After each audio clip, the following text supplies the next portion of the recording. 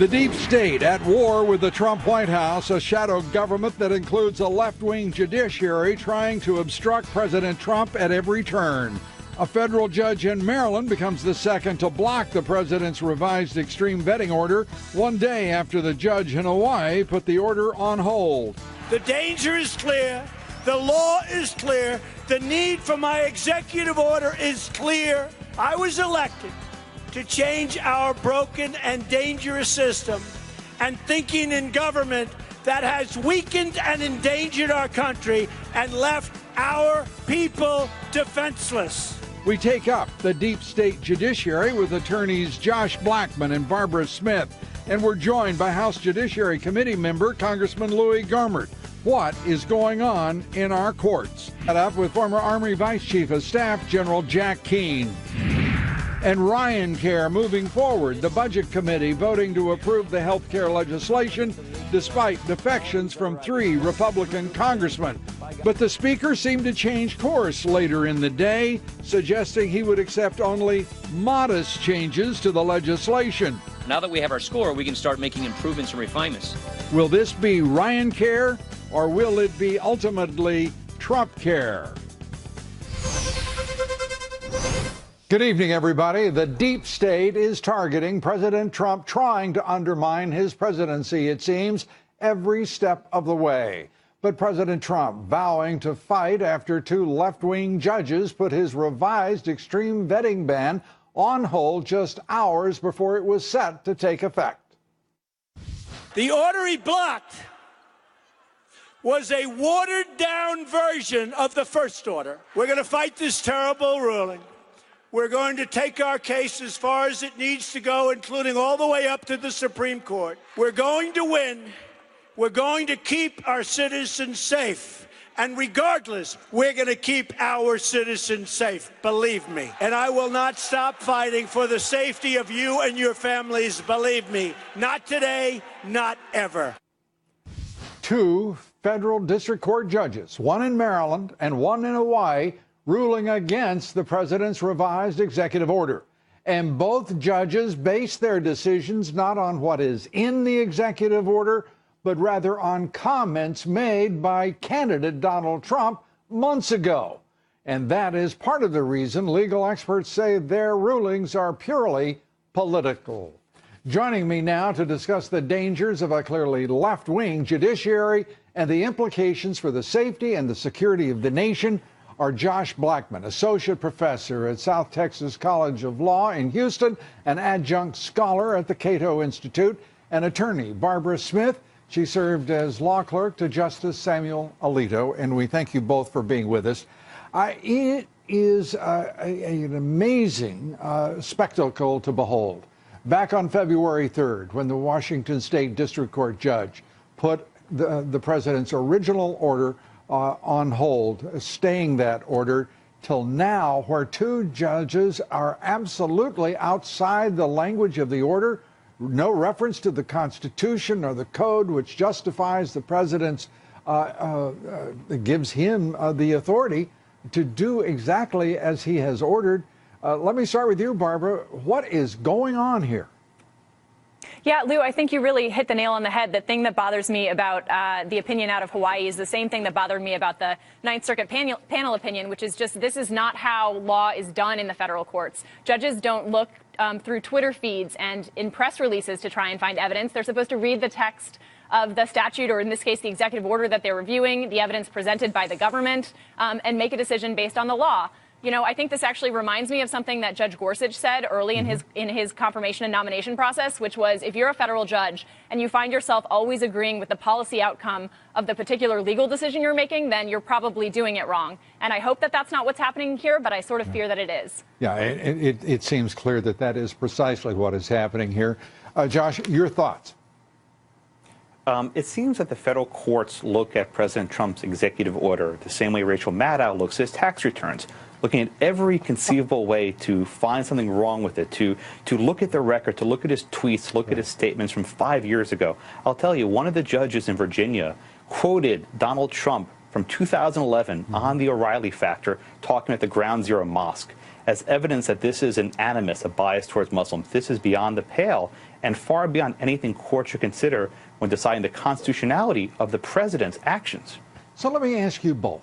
What we are encountering as a layman, as everyone, nearly everyone watching you all tonight, common sense tells us that these two judges are acting like damn fools. They are pushing their politics. It is outside the law. It is outside the Constitution of the United States. Where is our judiciary? Is there not an objective power within the judiciary that says to these judges, cut it out? This is ridiculous, and you're making a mockery of our judicial system. Barbara? Well, so I think the good news, Lou, is this is exactly why we have appellate courts and appellate courts on top of those appellate courts, is precisely so that if you get, a decision from a district court judge that maybe isn't quite in line with what the law actually says, you have the ability to appeal it and to take that ruling up to the next level. So, I think the rule of law is still safe in America. I wouldn't quite go so far as you have, but I do agree with you that these decisions are not right on the law as I read it. Yeah, I think, and I understand your constraint, and perhaps you understand my lack of it, because I'm outraged to think that our court system would behave in this way, and with one judge in Hawaii making a fool of himself and a mockery of the law, while at the same time forestalling the will of the American people. This is an elected president, the only national elected officer of our state, and they. And Lou, And I'm sorry, go ahead.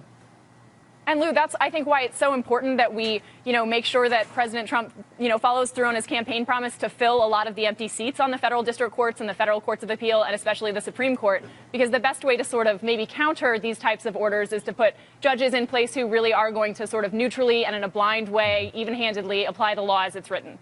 And Josh, I love the analog that you created, the metaphor with Rachel Maddow. But unfortunately, I think it has the weight of truth in it. It's really an absurdist moment in law, is it not? What we have here is that the federal courts are treating Donald Trump differently than they would treat any other president. He was elected. He was elected through the same Constitution by which these judges receive their lifetime commissions. And even if President Trump is breaking political norms, which he does every day, the court should not violate judicial norms. He should be treated like any other president, and the remedy is politics. But you get the strong sense in the opinions from these judges that Trump isn't your average president, and he's not subject to the usual scrutiny that presidents receive. Well, it's clear, too, that these judges bear considerable scrutiny, certainly well beyond anything that they've experienced to this point. What do we do now, though? I mean, we have a president who is stymied by an out-of-control, I think we agree, an out-of-control district court pairing of judges, and we know that the Ninth Circuit Court of Appeals did not uphold the president in the appeal of the original order. So at this point, can the president not look to 212F of the U.S. Code and say, I have got the authority? Look to the Constitution, say, I have the authority, and simply direct the Department of Homeland Security and to begin implementing what otherwise would have been encapsulated in the executive order. Is that possible, Barbara? I certainly think it's something that the president could try and do, and I think someone who takes a very sort of robust view of executive power would encourage that kind of reaction. And unfortunately, that sets up a real constitutional crisis in our system, and it's something that I think in most eras and at most times the federal courts are very aware of, and they try and be deliberative and they try and be intentional about their decision making. And when they're not, as we've seen in the last couple of months in response to President Trump, it sets up precisely this type of problem. And at the end of the day, I think the executive has a lot more power than the federal courts. So I'm not sure that it's the best approach for them. No, it may not be the best approach, but these district court judges, who are obviously left-wing activist judges, have gone rogue and are telling the American people to go to hell and telling the President of the United States, whom they elected to go to hell, despite the fact that he has the authority of the Constitution, 212F of the U.S. Code, clear authority to do precisely what they are preventing from occurring. Josh, you get the last word. Judges don't exist in vacuums. They, as Alexander Hamilton said, have neither the power of the sword nor the power of the purse. The validity of their judgments depend on their legitimacy. And when courts betray the legitimacy with these sorts of decisions, they become less reliable as an institution. So there's a distinct cost when judges go out on a limb like this and treat Trump differently than they would treat any other president because of who Donald Trump is. Josh Blackman, Barbara Smith, thank you both for being here. We appreciate it. Thank you very much. Thank you. We're coming right back. Much more straight ahead. You don't want to miss any of it. Stay with us. The Trump administration unveiled its America First budget. You had an American First candidate, you have an America First president, now you have an America First budget. We're spending more money to defend the country, more money to enforce the laws, more money to secure the borders, more money to take care of our vets. The Dean of Republican Strategist, Ed Rollins, joins me here next. And will President Trump purge the deep state saboteurs? We've learned 14 Obama leftovers are still working at the Pentagon. We'll have the full report. Stay with us. We're coming right back. Ryan Care taking a big step forward, passing the House Budget Committee, but it was a close vote. Conservatives Dave Bratt, Gary Palmer, Mark Sanford joined with Democrats in voting no. That's a margin of one vote if you're keeping score. House Speaker Paul Ryan today praising President Trump for the help that he's been giving the Speaker in promoting the law and advancing it. But listen to what he said. He is making it easier and better for us to pass health care. The president, his involvement and his engagement, his listening and his negotiating skills are bringing people together so that we can pass a bill. So we have a bill that we can pass, get consensus on, and make good on our promises. Now, personally, I would have liked to have heard the Speaker mention the word leadership, but maybe that's just me. Joining me now to discuss Ryan Care, the Trump budget, as well as the deep state's efforts to undermine this president and his administration, Republican strategist and a veteran of 10 presidential campaigns, Ed Rollins. Ed, great to see you. Nice to be with you. Thank you very much. A close vote, but it advances Ryan Care. It does. It's still a fight to get it all the way through. The Speaker today talked about making some minor changes. The critical thing that he has to understand, and which he doesn't so far, is the only way this is going to succeed is they get the draft and put the pieces together, but the president has to sell it. If the president doesn't have the support to sell it across the country, it's not going to go through, and particularly the Senate. The Senate's going to be tougher. I credited the president last night with putting his shoulder behind what is right now what we style as Ryan Care. The question is it strong enough in terms of the Speaker's straightforwardness and his willingness to bring in changes within his conference within the House, as well as in conference when the Senate does pass it, as I assume and hope that they will. They're going to amend it. Will it become Obamacare, or will it be Ryan Care, or will it be Trump Care? Well, if it's not Trump Care, if the president does not fully support it, which I'm sure he will at the end, it's just not going to pass. The Senate is not enthused about this bill. The Speaker doesn't have the ability to get it through. He may get it through his House, but it's going to be a very narrow victory as it was today.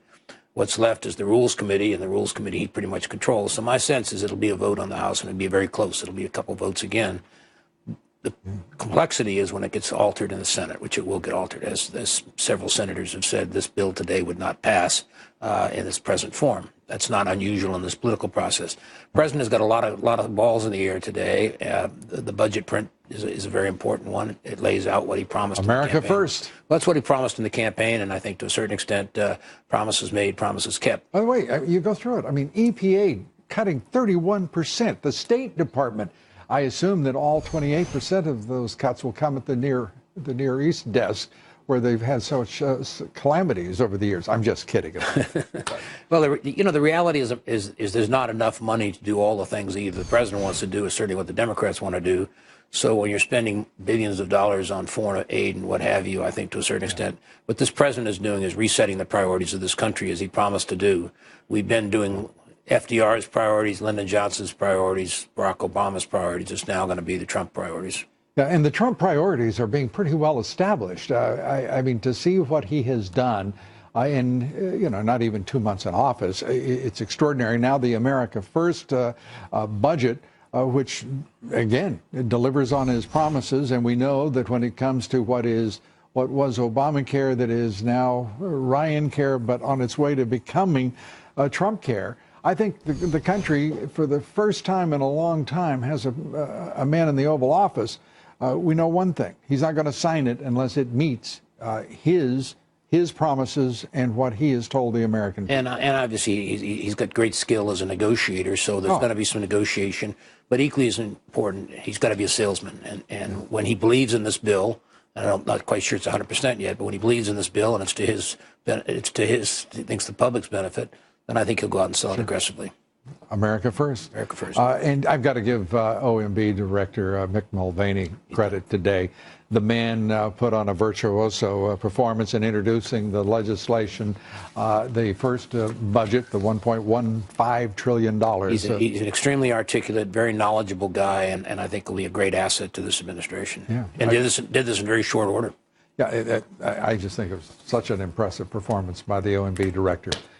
Ed Rollins, an impressive performance by you as always. Thank you, sir. Good to see you. Happy St. Patrick's Day. Thank you, and to you. Be sure to vote in our poll tonight. Do you think it's time for the American Bar Association, for example, to set some simple standards of impartiality and fairness for judges? We'd like to see a little something from you on that, ABA, and we'd like to hear your vote. Please cast your vote on Twitter at Lou Dobbs. Follow me on Twitter at Lou Dobbs. Like me on Facebook. Follow me on Instagram at Lou Dobbs Tonight. On Wall Street, stocks closing mixed after President Trump released his budget, his America First budget. The Dow Jones Industrials down 15 points. The S&P lost 3. The Nasdaq up 0.71. Volume on the big board, 3.3 billion shares, and crude oil falling again, down 0.25%, closing below $50 a barrel once again. Since the election, the stock market has gained, that's right, $3 trillion in value. I haven't mentioned that for probably a day or so. And my sources in Washington say the Trump administration has cooled somewhat on the idea of a border tax, but is seriously considering a tax on select imported goods, an import tax that would be targeted, the tax on goods, including automobiles. And a reminder to listen to my reports 3 times a day, coast to coast, on the Salem Radio Network. A few thoughts now on the deep state and its obvious and dangerous commitment to obstruct and subvert the Trump presidency. The deep state is typically defined as a government within a government, most often members of the bureaucracy, especially the intelligence community, all branches of government. And now it's clear there exists an urgent need to drain the deep, deep judicial swamp in this country. 2 federal court judges have now ruled against President Trump's revised travel ban executive order. A federal judge in Hawaii, appointed by former President Obama and one of his classmates at Harvard Law to boot, issued the stay against the president's executive order yesterday.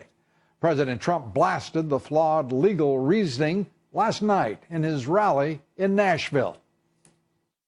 This new order was tailored to the dictates of the Ninth Circuit's, in my opinion, flawed ruling.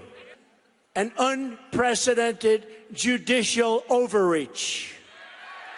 You don't think this was done by a judge for political reasons, do you? No. This ruling makes us look weak. Well, it certainly makes the federal judge, Derek Watson, the classmate of Mr. Obama's at Harvard Law, appointed by Mr. Obama in 2012, look very weak and overtly political. Maryland Judge Theodore Chang, also nominated by President Obama in 2013, and in an interesting coincidence, Mr. Obama paid a surprise visit to Honolulu, where Judge Watson resides, Monday, preceding the ruling. Just coincidence, I assure you, I think.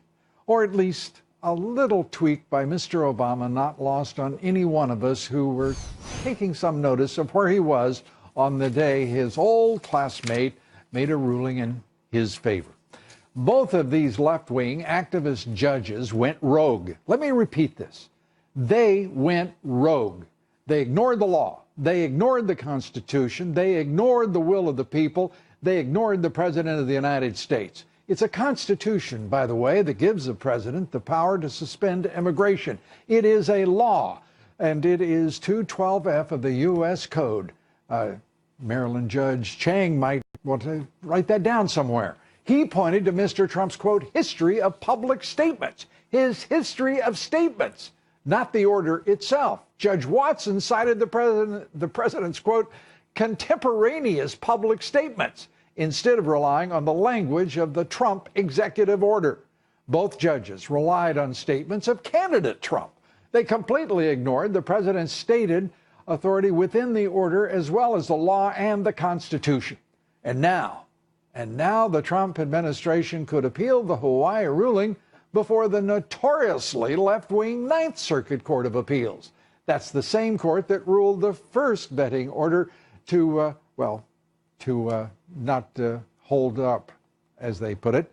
It was a development today, though, that suggests the activist left judges, whether they're on the Ninth Circuit Court of Appeal or whether they're in Maryland or whether they're in Hawaii, well, they may have finally gone too far for even the Ninth Circuit Court of Appeals. The most overturned court in the nation, 5 judges on the Ninth Circuit broke ranks and voiced their support for the legality of President Trump's original travel ban.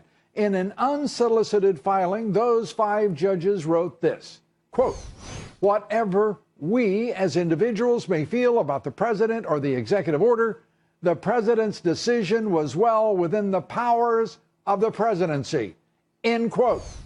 The deep state activist left-wing judges may for the first time be confronted with an open public counterattack in the courts. It is long overdue, but nonetheless welcome. These disastrously arrogant courts and simply rogue judges who put themselves and their ideology ahead of elected legislatures and, yes, presidents, must be rolled back.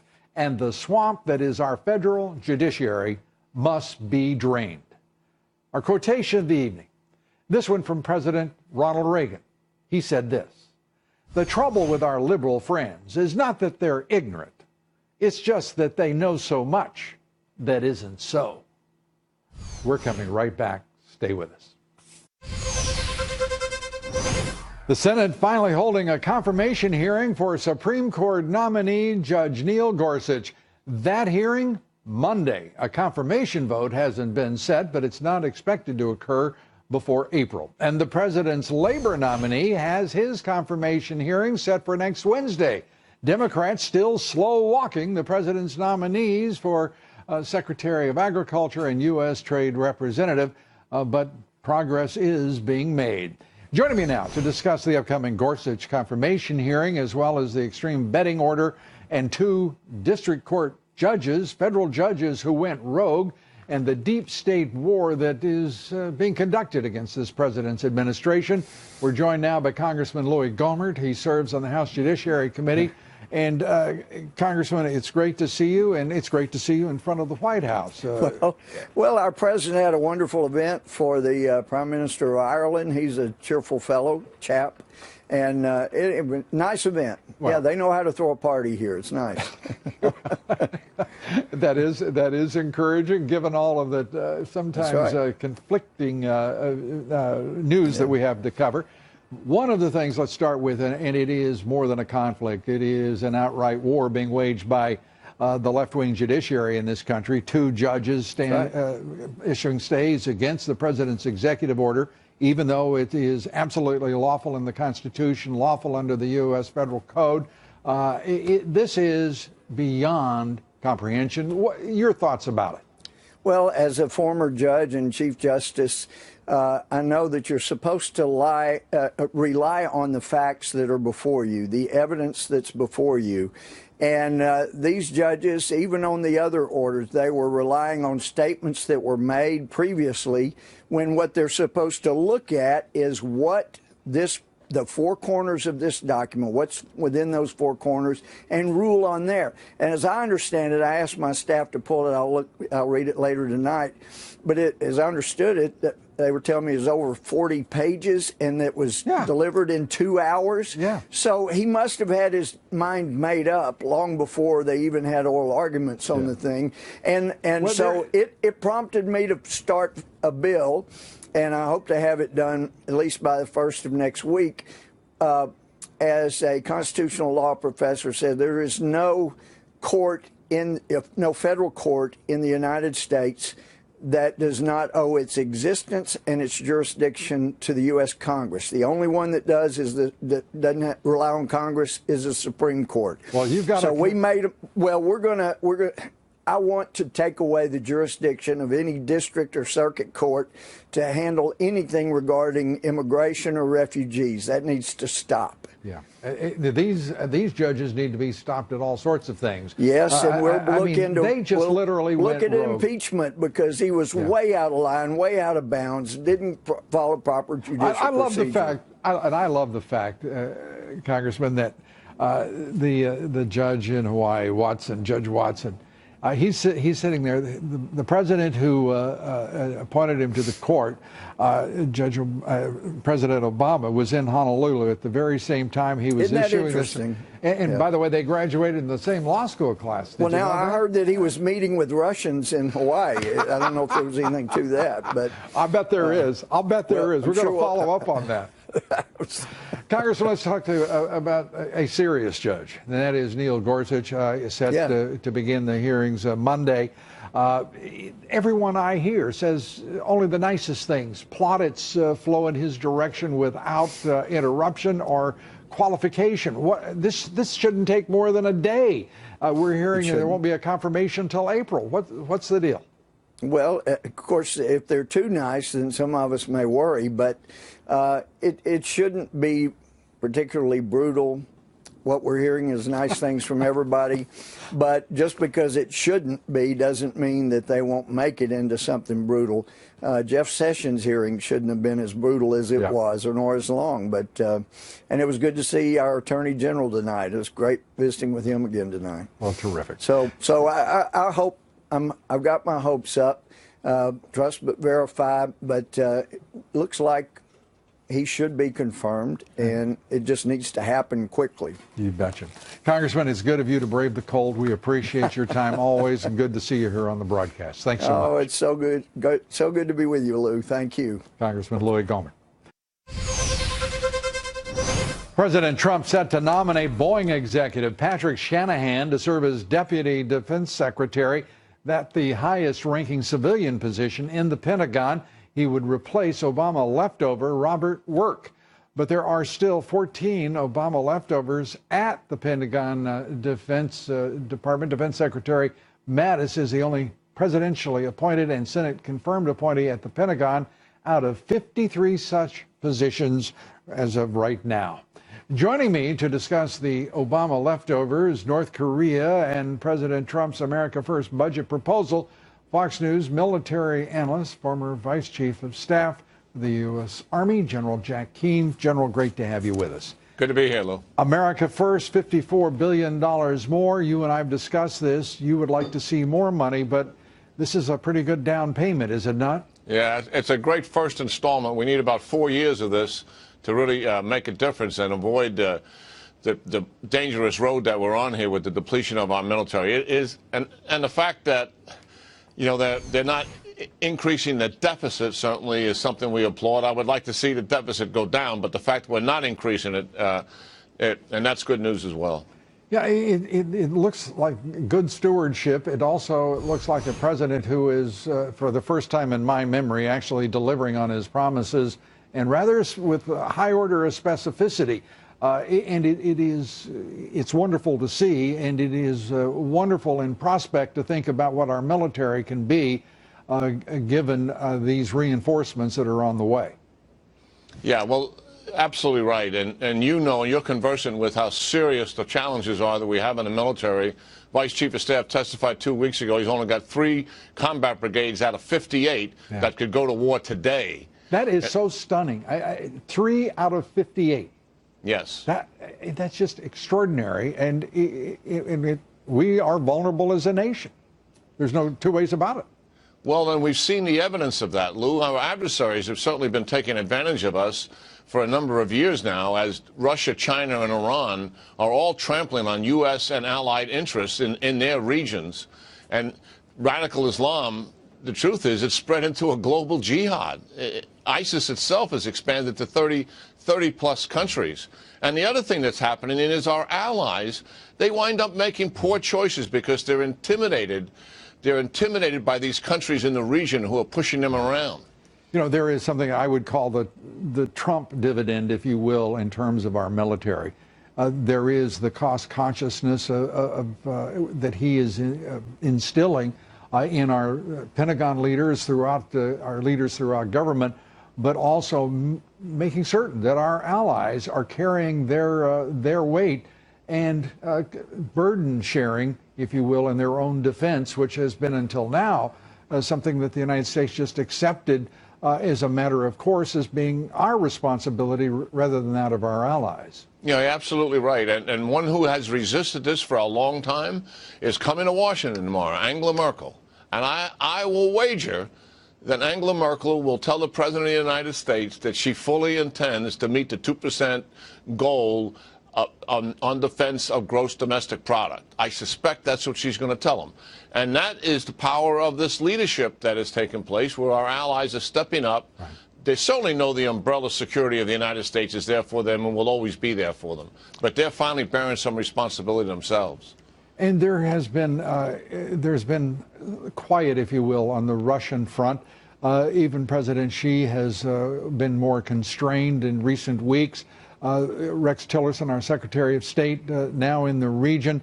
North Korea is staring at us, a significant challenge to the United States, indeed to that region.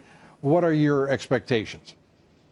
Well, first of all, Secretary Tillerson has admitted that this foreign policy area concerning North Korea and the development of nuclear weapons, it's probably the largest and biggest foreign policy failure that we've had. We've had 3 previous presidents for 20 years who've tried to stop this nuclear development in North Korea, and we have failed.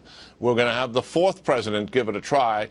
Tillerson is saying we need a new strategy. He hasn't unfolded what that is, but clearly he has to tell the Chinese for sure that we're coming dangerously close to only one option left, and that is the military option. Chinese don't want that. We don't want that. North Korea doesn't want that. South Korea doesn't want it. So, but that's the road we're on. General Jack Keane, as always, telling it exactly the way he sees it. Jack, thanks so much for being with us. We appreciate it. Good talking to you, Lou. Our online poll Tuesday, we asked you, should the GOP remove Paul Ryan as Speaker of the House? 85% of you said yes. That's a pretty good margin. White House Press Secretary Sean Spicer today, I want to give him a shout out. He put on quite a performance today, putting CNN's Jim Acosta in place when discussing President Trump's wiretapping assertions. You're coming to some serious conclusions for a guy that has zero intelligence class. Well, give me some credit. I'll give you some. A little intelligence, maybe. This question's been asked and answered, Jim. As far as just have the president say it's interesting how you jump to all of these conclusions about what they have, what they don't have, and you seem to know all the answers. But at the end of the day, there was clearly a ton of reporting. And Sean Spicer having his day.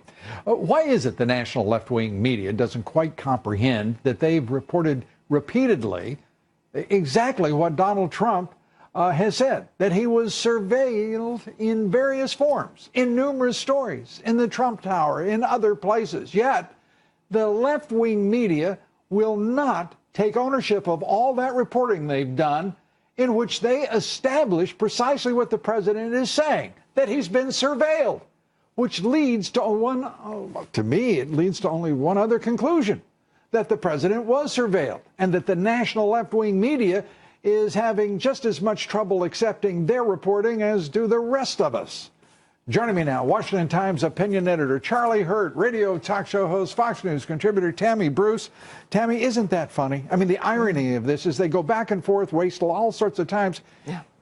President Trump is just telling people what the New York Times said, what various news organizations said over and over again. Yeah, and in addition to the history of members of Congress being surveilled, their phones being tapped, transcripts being passed. So, look, we know this is the case. The Senate Intelligence Committee being surveilled. Yeah, we have this by the history. Obama administration CIA. We know that they've done it. We know this was Obama's tact. We know it was what he preferred to do. And the media, of course, is not, though, in the business of actually moving correct information. They're in the business of moving what they think will help their agenda. You're getting deep right there, right there. And when it changes, then they decide that they're just going to erase that part. And at least, of course, the American people know what they're up to. Charlie, what do you think? Why are they having so much trouble accepting their own reporting suddenly? Doesn't it fit the current narrative? Yeah, well, it did at one point, which is, I think, why they reported it in the first place. But then when people started to sort of ask deeper questions about all this and say, hey, wait a minute, you mean the surveillance was going on against a political campaign, against somebody who's running for, who is a political opponent of the sitting president and the people around him? Wait a minute, there's a much bigger story here. And as soon as people started focusing on that much bigger story, which is that we were possibly using intelligence services to go after political enemies, they dropped it like a hot potato. They couldn't get away from it fast enough. I got to give Sean Spicer props again. I mean, he did a great job today at the outset. If you saw that, it was something to witness in which he took them apart. It was, frankly, a delight to watch. Mick Mulvaney, I've given him props earlier in the broadcast. I want you to watch this man presenting his first budget as OMB director, the president's America First budget, and here he is. Just watch him whipping through and around the room on this $1.15 trillion budget.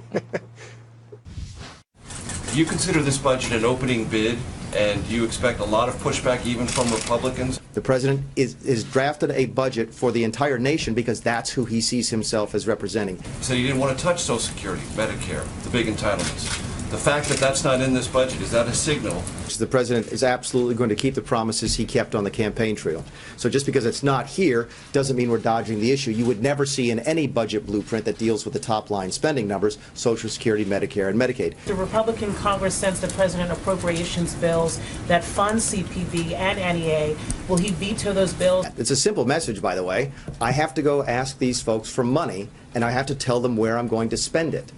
Can I really go to those folks, look them in the eye, and say, look, I want to take money from you, and I want to give it to the Corporation for Public Broadcasting? That is a really hard sell. In fact, something we don't think we can defend anymore. I'm curious what you say to those Americans in a community will no longer be provided in those most needy of communities the educational care they need. They're supposed to be educational programs, right? And that's what they're supposed to do. They're supposed to help kids who don't get fed at home get fed so they do better in school. Guess what? There's no demonstrable evidence they're actually doing that. Your budget director, ladies and gentlemen, hard at work. Tammy. Bravo. That's exactly the kind of communication I want to see coming out of the team. Charlie, we have 5 seconds.